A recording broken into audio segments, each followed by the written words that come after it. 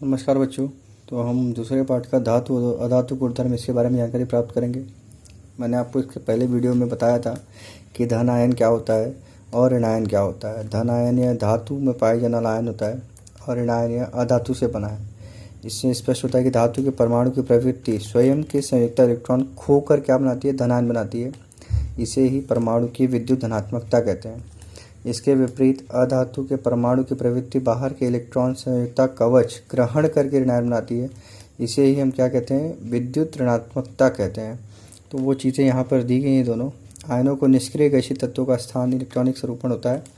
संयुक्ता कवच में से इलेक्ट्रॉन खोने अथवा संयुक्ता कवच में इलेक्ट्रॉन ग्रहण करने की क्षमता, परमाणु की क्षमता कैसे निश्चित होती है, इसके बारे में देखेंगे। किसी भी परमाणु के सभी इलेक्ट्रॉन पर धनावेशित केंद्रक के कारण प्रयुक्त होने वाले आकर्षण बल के कारण परमाणु में स्थिर होते हैं। संयुक्ता कवच के इलेक्ट्रॉन, यहाँ पे कवच आएगा, कवक दिया है, के इलेक्ट्रॉन और परमाणु केंद्र के बीच के स्थित आंतरिक कवचों में भी इलेक्ट्रॉन पाए जाने के कारण संयुक्ता इलेक्ट्रॉनों पर आकर्षण बल प्रयुक्त करने वाला परिणामी केंद्र की आवेश या मूल केंद्र की आवेश की अपेक्षा थोड़ा सा कम होता है। जैसे कि आप जानते हैं कि परमाणु केंद्रक होता है और पहली कक्षा, दूसरी कक्षा, तीसरी कक्षा, ऐसी बहुत सारी कक्षाएं होती हैं।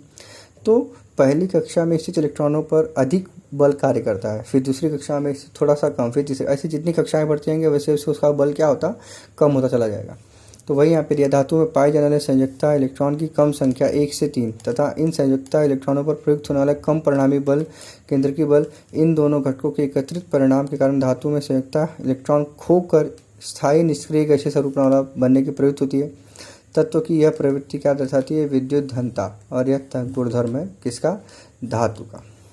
तो यहाँ पे देखो, इस चार्ट में दिया गया है परमाणु त्रिज्या में वृद्धि का यहाँ क्रमशः कमी होती है। क्यों कमी होती है, क्योंकि कक्षा तो समान रहती है लेकिन उस कक्षा में इलेक्ट्रॉनों की संख्या क्या होती है, बढ़ती जाती है, जिसके कारण परमाणु के केंद्रक के द्वारा उन इलेक्ट्रॉनों के बीच जो बल होता है वो अधिक होता जाता है और वह बल के कारण क्या होता है, परमाणु का आकार कम होता जाता है। तो ये पहला। विद्युत ऋणात्मकता और अधात्विक गुणधर्म में क्रमशः वृद्धि होती है, क्योंकि यहाँ से पहले इलेक्ट्रॉन दिए जाते हैं, बाद में लिए जाते हैं, इसलिए विद्युत धनात्मकता और धात्विक गुणधर्म में क्रमशः वृद्धि। तो वो भी दिया है। फिर आगे परमाणु त्रिज्या बढ़ती है नीचे, ये किसके आधार पर दिया है, समूह के आधार पर दिया है और यह आवर्त के आधार पर दिया है। तो परमाणु त्रिज्या में बढ़ती जाती है नीचे की साइड। क्यों, क्योंकि हर एक नीचे जैसे जैसे आते जाएंगे वैसे वैसे एक नई कक्षा का निर्माण होता जाता है। विद्युत ऋणात्मकता और अधात्विक गुणधर्म में कमी आती है। विद्युत धनात्मकता और विद्युत और धात्विक गुणधर्म पाए जाते हैं। तो देखते हैं आगे, अब आगे का टॉपिक क्या है। आज इस पार्ट को हम ख़त्म कर देते हैं तो आपका दूसरा पार्ट भी हो जाएगा।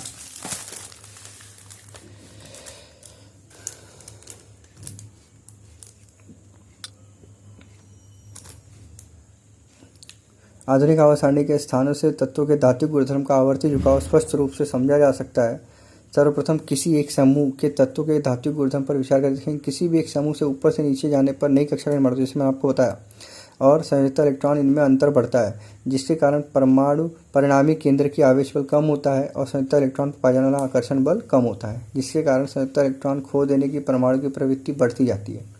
क्योंकि मैंने आपको बताया कि जो सबसे समीप कक्षा होती है उसके ऊपर ज़्यादा बल कार्यरत होता है, आकर्षण बल, लेकिन जो सबसे लास्ट की कक्षा होती है उस पर कम आकर्षण बल कार्य होता है, जिसके कारण वह तत्व क्या करता है, इलेक्ट्रॉन खो देता है बाह्यतम कक्षा से और वह प्रवृत्ति पाई जाती है। उसी प्रकार संयुक्ता इलेक्ट्रॉन खो देने पर अंतिम कवच की पहले वाला कवच क्या होता है, बाह्यतम कक्षा बन जाता है। तो वह तत्व क्या होता है, एक निष्क्रिय स्थिति में आ जाता है इलेक्ट्रॉन देने या लेने के बाद। उसी प्रकार संयुक्ता इलेक्ट्रॉन खो देने पर अंतिम कवच में केवल पहला वाला कवच बाह्यतम कवच बन जाता है और यह कवच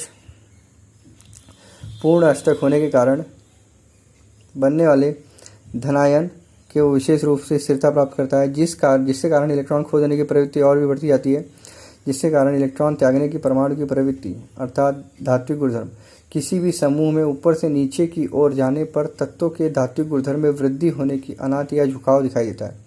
एक ही आवर्त में बाईं ओर से दाहिनी ओर जाने पर क्या होती है, बाह्यतम कक्षा वही रहती है। मैंने आपको जैसे बताया, परमाणु के केंद्रक में धनावेशित आयन में वृद्धि होने पर परमाणु त्रिज्या क्या होती है, कम होती जाती है। इससे परमाणु केंद्र की बल में क्या होती है, वृद्धि होती जाती है, जिसके कारण संयुक्ता इलेक्ट्रॉन खो देने के परमाणु की प्रवृत्ति कम होती जाती है।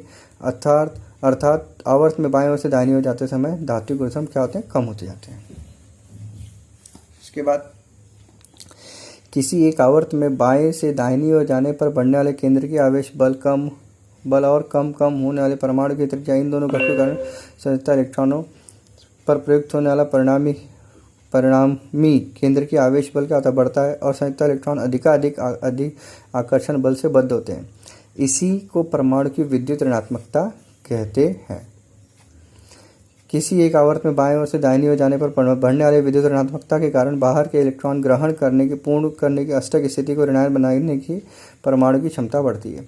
तत्वों की ऋणायन बनाने की प्रवृत्ति अथवा विद्युत ऋणात्मकता अर्थात तत्वों का आध्यात्मिक गुणधर्म दर्शाता है। इसके बाद ये नहीं है आपको हैलोजन वंश की श्रेणीबद्धता। हम जानते हैं कि समूह 17 को क्या कहते हैं, हैलोजन सतह जिसका संयुक्त इलेक्ट्रॉन कितना होता है, 1 होता है, तो उसको X2 से दर्शाते हैं और उसमें फ्लोरीन, क्लोरीन, ब्रोमीन, आयोडीन ऐसे तत्व दिखाई देते हैं। तो इस तरीके से हम अपना दूसरा पार्ट समाप्त कर चुके हैं। आप इसको अपने कॉपी में लिख लीजिए और रिवाइज कीजिए। धन्यवाद।